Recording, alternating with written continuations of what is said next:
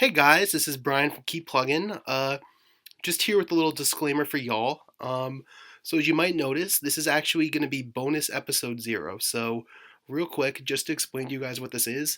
In the episode 1, me and Ben kind of alluded to making a couple test episodes before we kicked it off with the first official episode. John Marston, Halftime Super Show Galore, or whatever Ben called it.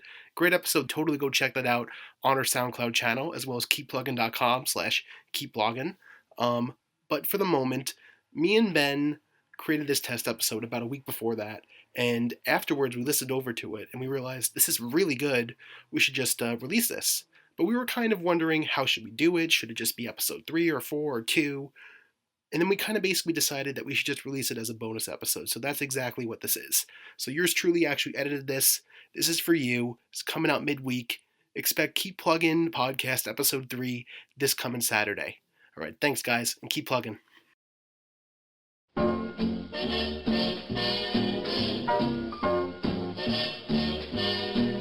Somewhere beyond the sea, somewhere waiting for me, my lover stands on golden sands and watches the ships that go sailing. Somewhere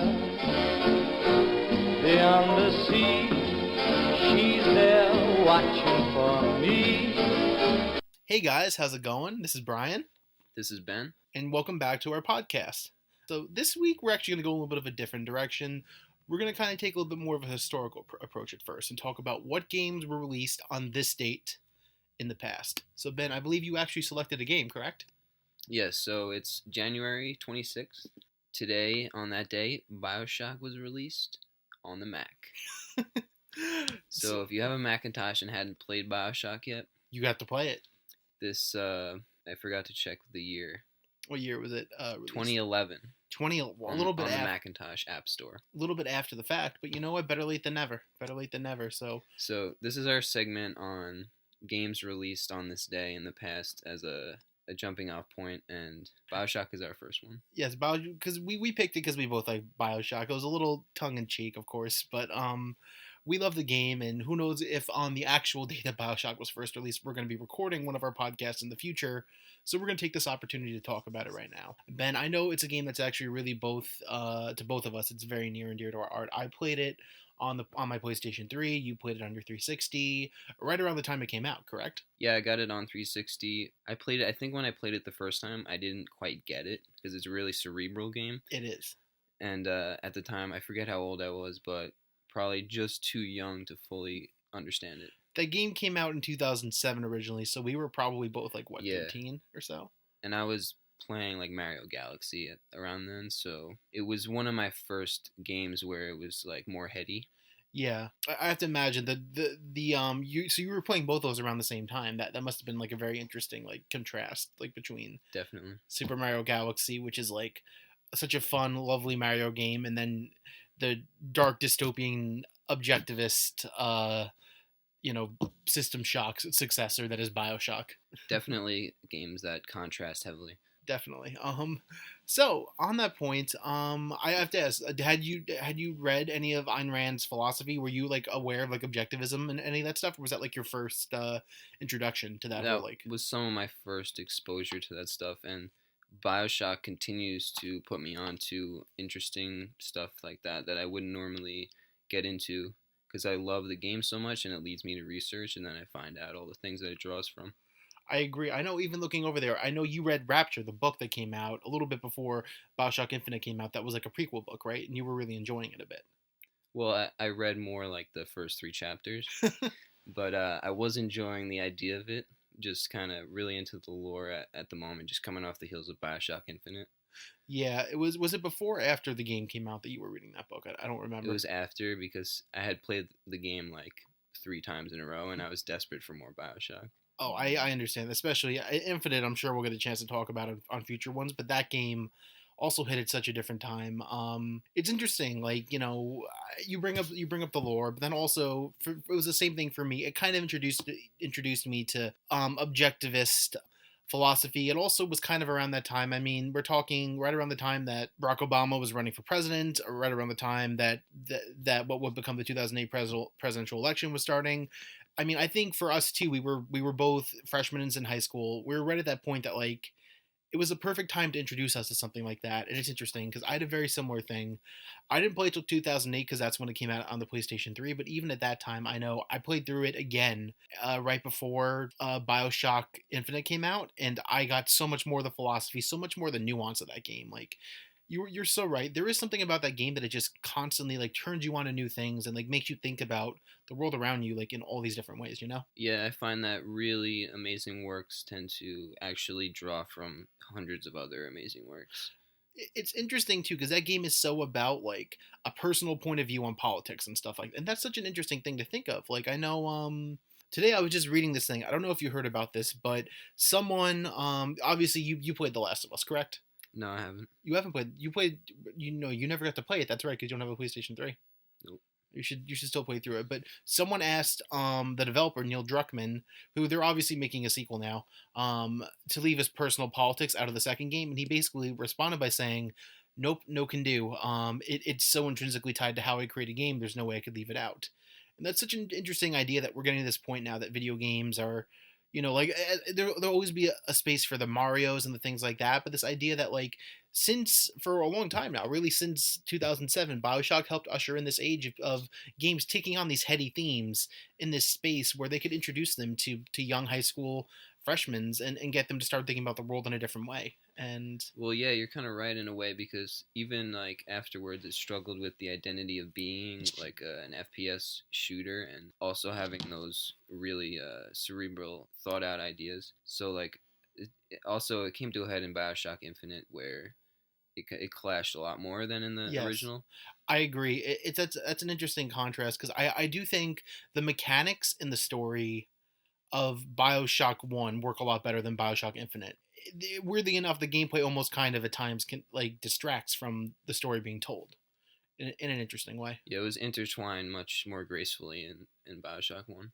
It was. It really was. I always go back and I really want to play the game because they just re-released them this past year in like a HD collection. Mhm. I would love to go back and play all of them.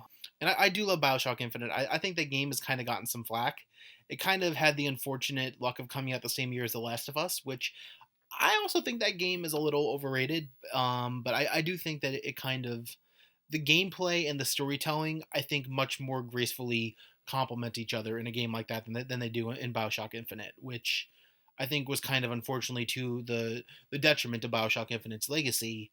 That said, I think Bioshock Infinite has an amazing story. It's such a shame now that Irrational It's Games. forgivable for me. It I is. overlook it. I see that they clash, but I don't let them clash for me. Like it's doesn't take me out of it. I completely agree on that, without a doubt. But it's so interesting now, as you know, Ken Levine closed Irrational Games, or they downsized. They're only doing mobile games now, and that's sad because now I think 2K Marin, who were the guys who did Bioshock 2, which I like, I'm fine with it, are going to do another Bioshock game, but I don't know if we're ever going to get one I had like never that. played the second one. Have you?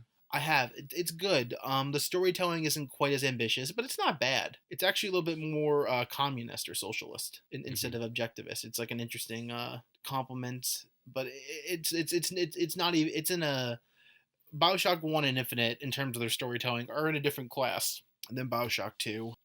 I just don't know if we're ever going to get another game like that. But the interesting thing is that System Shock, which was a game that specifically System Shock 2 is a game that Ken Levine worked on, that was kind of the forebearer to Bioshock. Now that game is coming back, it's getting remastered. And they're talking about doing System Shock 2 again, and then potentially doing a System Shock 3 at some point, which could be really cool. So it's interesting that that's coming into play. And then have you seen, they're rebooting the Prey series. Have you seen the new Prey at all? No, is it a trailer? There's a trailer. There's some gameplay. I'll show it to you after we're done. It looks a lot. It looks like spacey Bioshock. It's so clearly inspired by System Shock and the original Bioshock in some interesting ways. I think you'd actually be really interested in it. So I'm gonna show it to you. What's your favorite moment from the game? Definitely, it's a small moment, but that the baby carriage moment of the shadow when you come up on it, and then what happens? There's just Is a there handgun in a it. gun in it? Yeah. That's all there is. There's just that is an amazing moment. Like That's such a cool example of like emergent story. It's this in-game moment. It is scripted to a certain degree. It's not exactly like it's not as scripted as moments are today though. Like it is more of like a gameplay moment, and it's just this fun little like thing in the game. Like it doesn't even necessarily thematically it makes a lot of sense, but it never comes back plot wise. But that is such a great little moment. But for me, it'll always be Fort Frolic. I love Fort Frolic so much. Why is that? That's just like one of my favorite game levels of all time. It's so interestingly designed. It's so cool too. It's like at the perfect point in the game. It's like right before you kind of enter the last third of the game. It's still really weird, but it's very fun. The guy who was the lead designer of that level basically ended up becoming the director of Bioshock 2, which was to that game's benefit, I think, because Bioshock 2 was again fairly good. But the thing now, kind of going when getting into it, is I just that level. It's just so perfect from like the moment it begins to the moment it ends. It's such a perfect example of how like in this objectivist society, like an artist just can indulge his every whim, but like only if he has the money to kind of like support it and stuff like that. And like it just kind of perfectly shows how warped and twisted like even the idea of like artistry and like this kind of weird sexy art club kind of like gets perverted in like that type of society. I just from a gameplay standpoint, it's I honest. don't remember it too well. Is there any part you can describe more specific? There's this point. I think that's the point in the game that you get a couple you basically you're like the guy tasks you to like he basically took everyone who was in Fort Frolic and like cast them like in clay and suffocated them alive, and you have to take pictures of them and stuff. He's like, oh, I love it.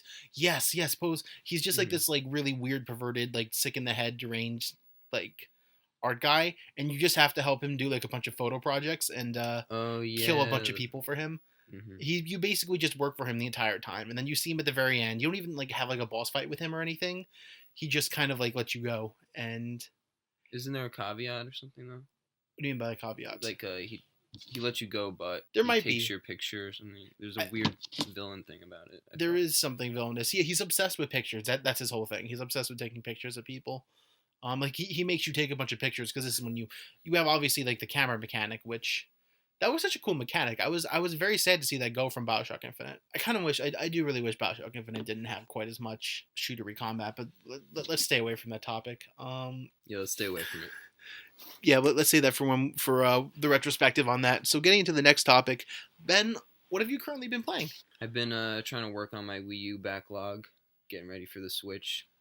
So I'm justified in playing a bunch of that lately, and I've been playing through Donkey Kong Country Tropical Freeze, nice. which I think it won 1 year at the Game Awards. It won for most words in the title of any game. It's amazing. No, but did it actually win that no, award? no. I just think it's funny. It's like 5-7 words. I could just picture Jeff Keighley presenting that award, like, and the award for game with most in its title, like it is. He's like such like a serious like most qualifiers in a title. 2014 goes to Donkey Kong Tropical Freeze. That'd be amazing. So how was not DK PP?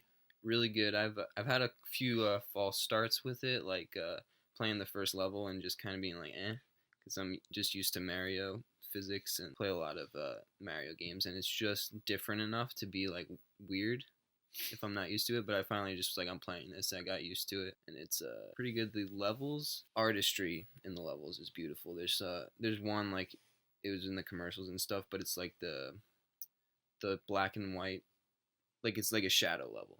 Oh really? Yeah, it's really good, and it's like the one level, like most of them are 3D, even though it's a 2D game.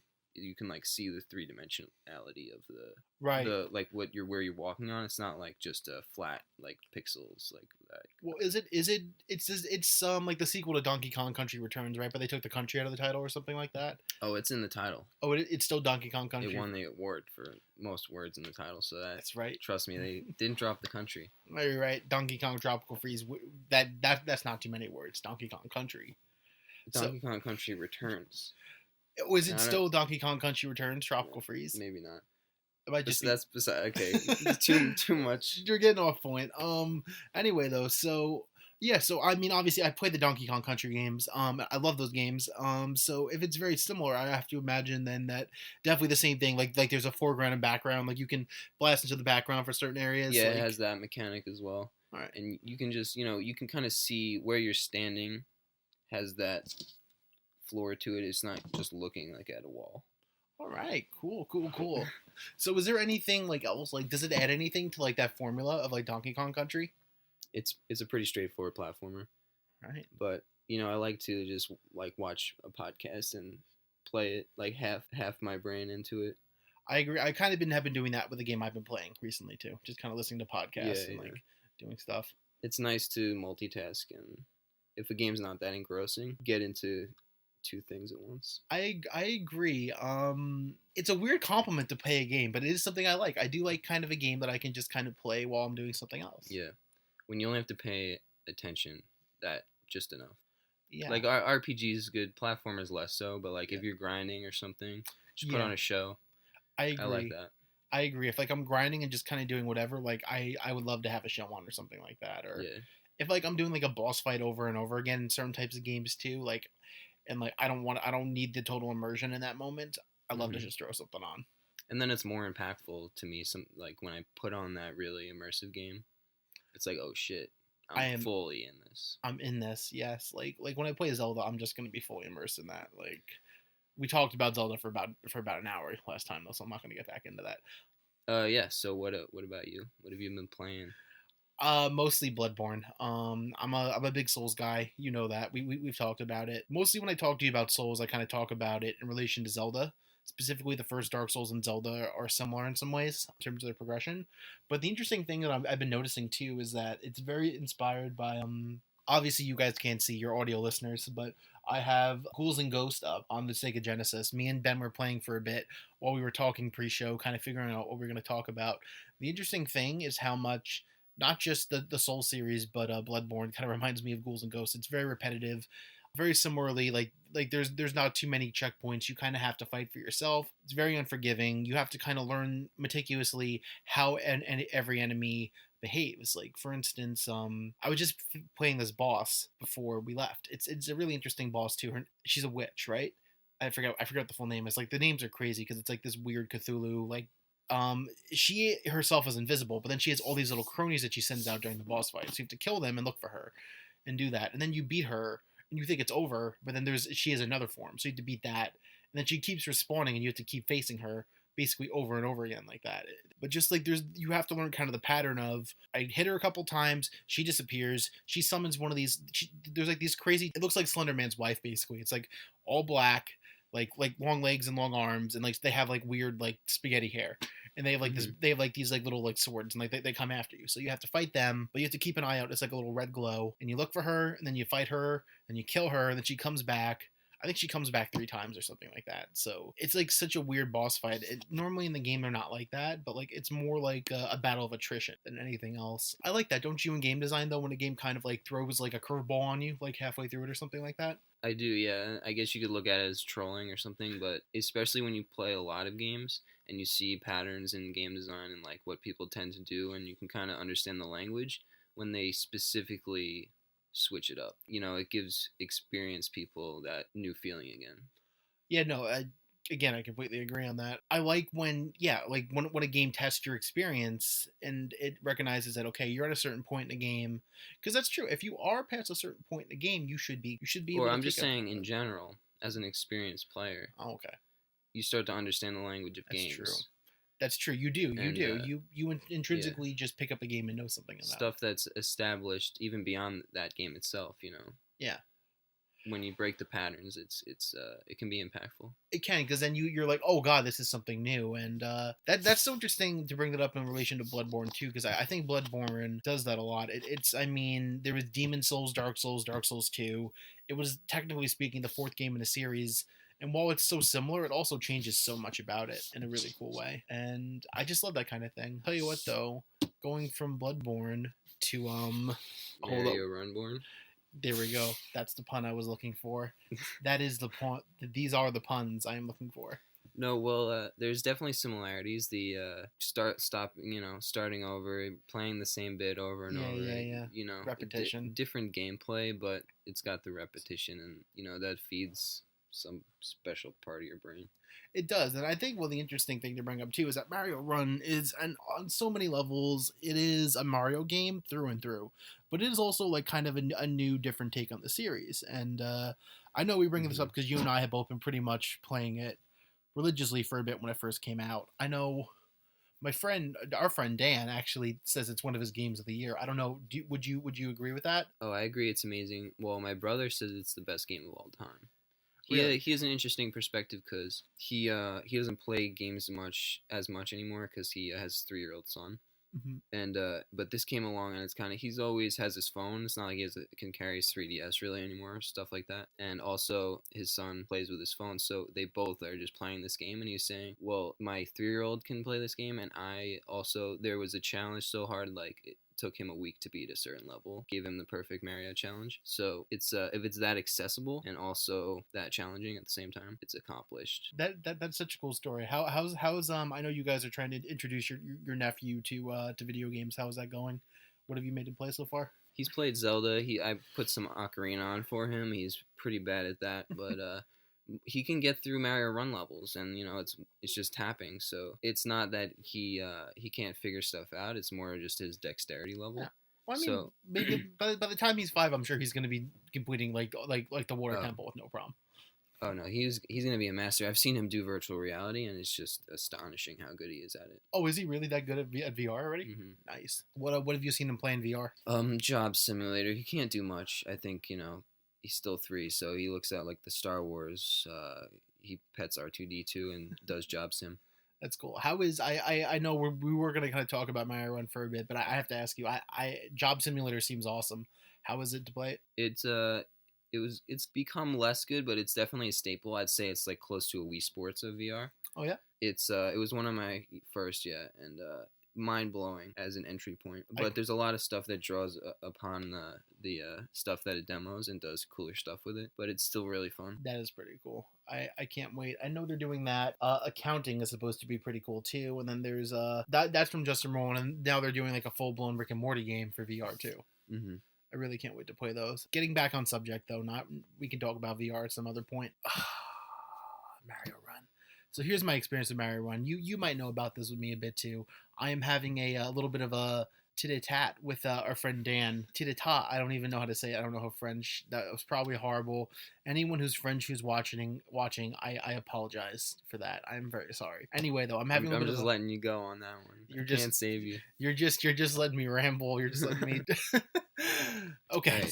So you're having a high score battle with Dan. I'm having a rivalry with Dan. Yes. So here's what happened. Just for our listeners to let them know. Basically, a couple weeks ago, I was playing the game, and then you were too, obviously, and then our good friend Dan was. Dan is very into the Toad Rally. He's all about that, which is interesting because a lot of people.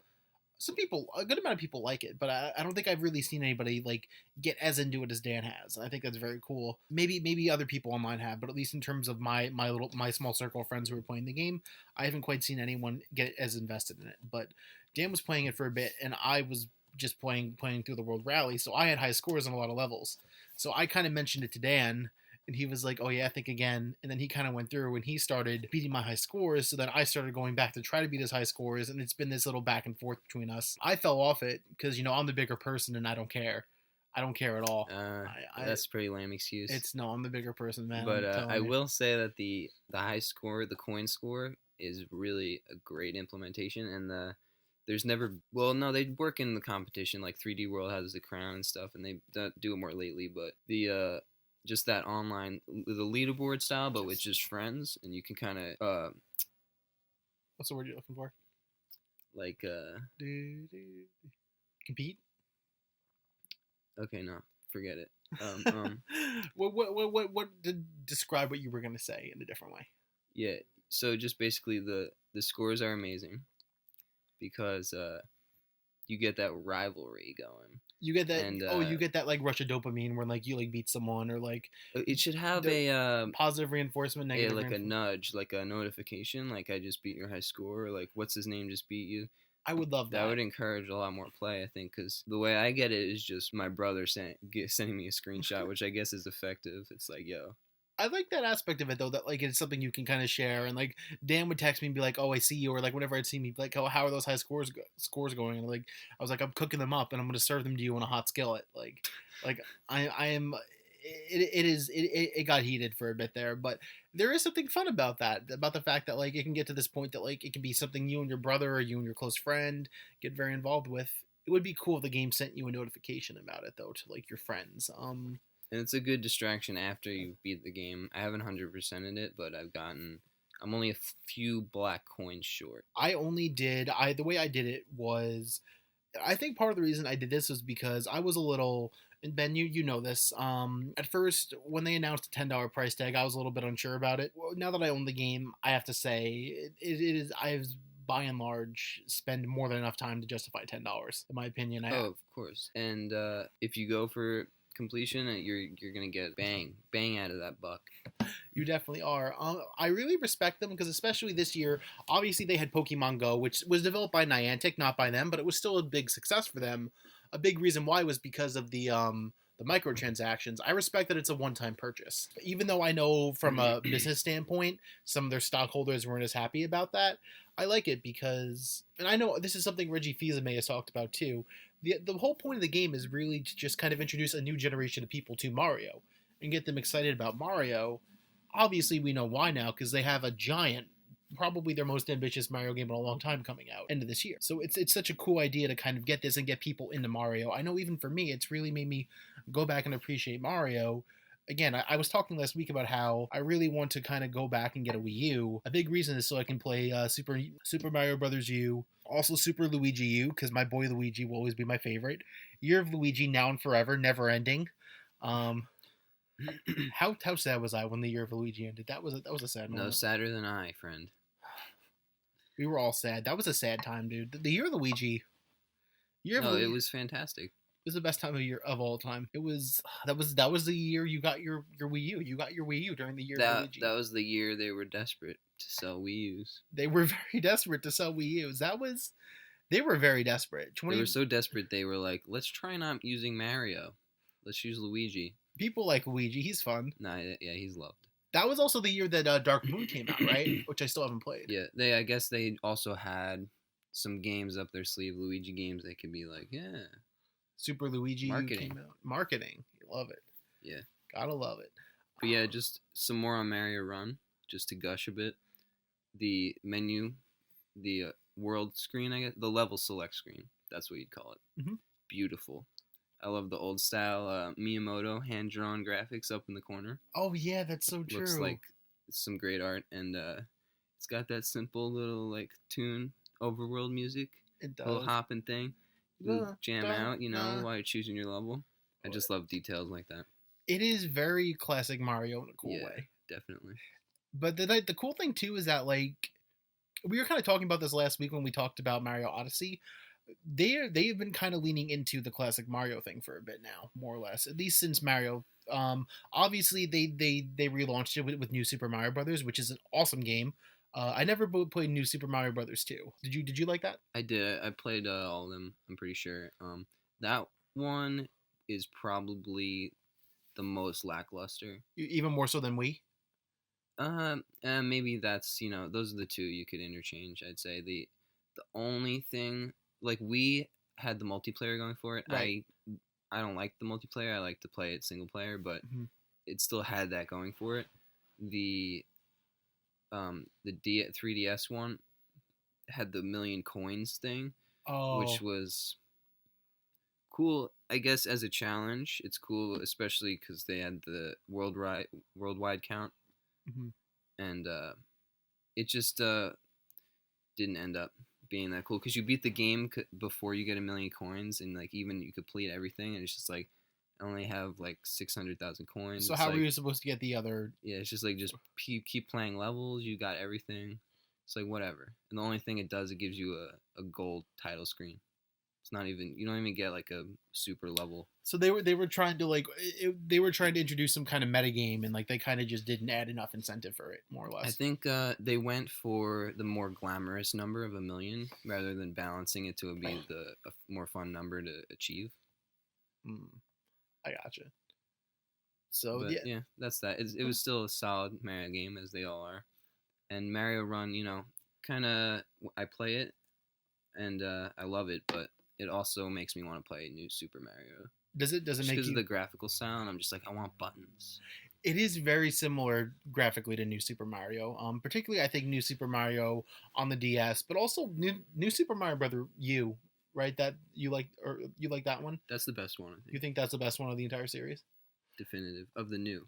Of the new series. I think most people would agree with you on that. Although You could say the DS one, the original. because that one's like a classic, like a modern classic of this. Become a classic, yeah. It'll become like a modern classic. I agree. I really like you. I know we were playing that one for a bit. Oh, you like me?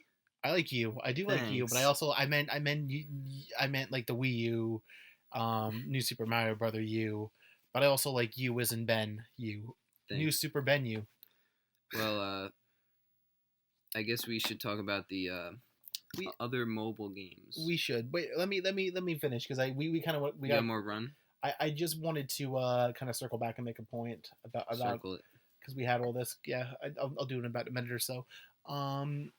The reason I brought up the new Super Mario Brother games in this was just we kind of talked about it. We are at a point now that I feel that I feel like for so long Nintendo has kind of been kind of going back on there's two schools of Mario design in my opinion. There's like the kind that is kind of iterated on the classic NES games and SNES games, and that stuff like the new series as well as Super Mario 3D Land and 3D World. Although The obviously 2D games, as yes, you'd say. yes, the 2D or and the 3D Land games, I think.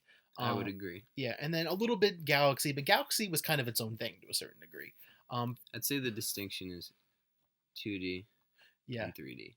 2D and 3D. I mean, the land and world are a mixture. They're like 2.5D kind of. Mm-hmm. Even though they're not actually 2.5D games, they are 3D games. But that whole school design has been kind of the prevailing school thought of Mario since at least 2010 or so. Like, I mean, Galaxy 2 kind of inched towards that, and then from there they went from it. So it's so interesting now that this game comes out when we're about to get right before they're about to announce Super Mario Odyssey, which is the total opposite. It's going back to the 3D sandbox style of Mario.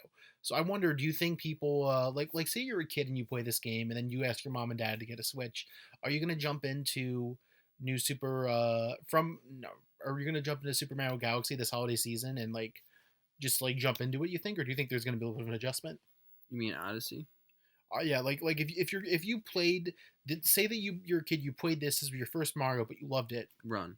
Run was your first Mario, and then you jump Okay. into Odyssey. You're saying there's the kid out there. Yeah, Where how old do you think that'd be?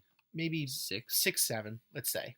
So they play Mario Run on their, On the maybe right. it's the earliest you could get an iPhone. I don't know Not how old the even- well, kids you don't have to- these days are. Well, they could have it on like an iPod Touch or something. Okay, we're getting too specific anyway. Anyway, but like they're playing on their dad's iPhone or they have an iPod Touch, whatever it is, and then, And then they get a Switch for Christmas. exactly, or even they get it sooner, and It'll then be a mind-blowing, fantastic-magasming moment of realization that will change their life forever. So do you think that's going to be like their like equivalent to what it was like for us when we played Super Mario 64? I didn't really have that experience, Interesting. but Did you start with 64? I started with original. Oh, I just never really played 64 when it was out. but you did play 64 for the first time. And was it interesting for you? I don't remember it being an impactful moment. Yeah. I played Mario 64 in passing, Hmm. and when it was first released, Yeah. I was in. I must have just been playing Game Boy. I was way into handhelds before I got the Wii, and then I went back to everything. Right. You were more of a handheld guy at first. Hmm. Okay. Okay, I gotcha. Tell you what. Okay, so now let's switch gears again and let's talk more about kind of Nintendo's mobile future in general as well as their past. So Mario Run is the third. Nintendo kind of announced in 2015 or so they were going to kind of get into the mobile space And they did it in force in 2016. They had 3 games. Mario Run was the last one. But before that, we obviously got a little game called Pokemon Go. You might have heard of it, which was, again, Yeah. a licensed game that was developed by Niantic. It's kind of separate from them development-wise, but It's still them licensing it was it out. rolled out, and it was after their movement to mobile, so it's Grouped grouped in. Yeah. Yeah, really, Miitomo. And they might was, as well take it's a success. They might as well take it. and it did make their stock go up considerably. Like, it was by and large considered a success on Nintendo's part, even if it's just a successful partnership. But then before that, Miitomo was a flop, though. Miitomo was a little bit of a flop. What did you think? I actually played a bit of Miitomo because I think it was good as their first one because then at least it had going for it that it was their first game on mobile. Yeah. It's like, oh, first Nintendo game on iPhone. it wasn't even a game. It was So like a little. It has that. Yes, it does have that. But yeah, I played it for a week and it was funny. Yeah. It was it got some laughs. I made some weird things and like I got Yeah. a lot of likes and stuff. It's just it wasn't worth the space on my phone after enough time though.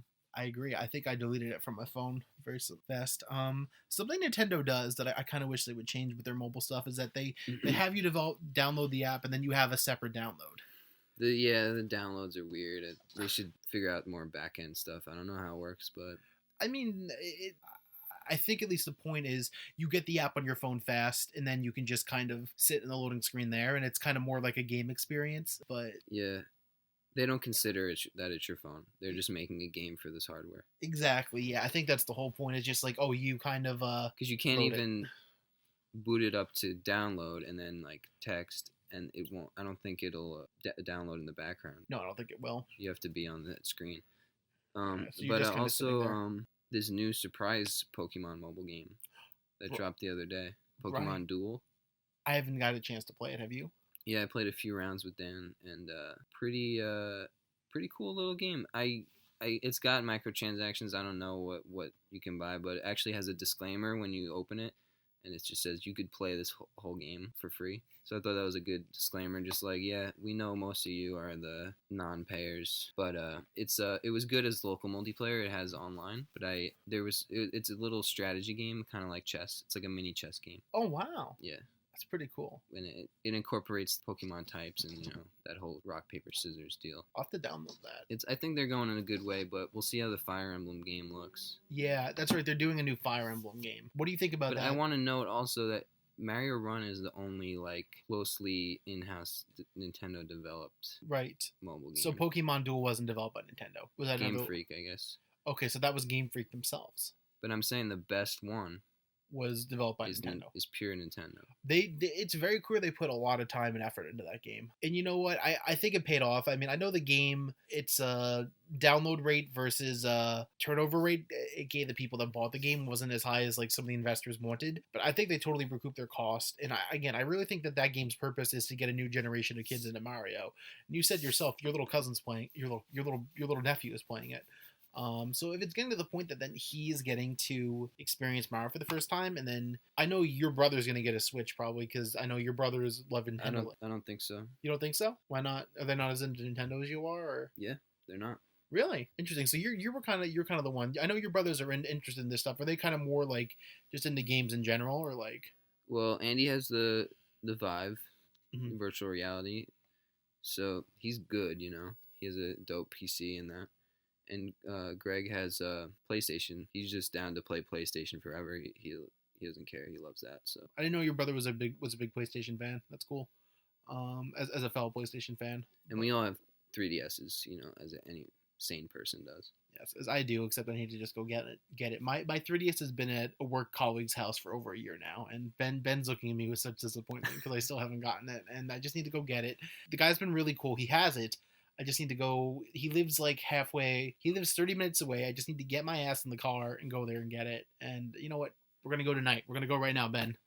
We're going to go get my 3DS. Not happening. Not happening tonight. I will go on my own, though, sometime this weekend and get it back from this kid and play my 3DS again. Because I want to play. I still need to play Zeldas. I need to get a Wiimote. This could be a segment on the podcast. Is games you're saying that you're gonna play?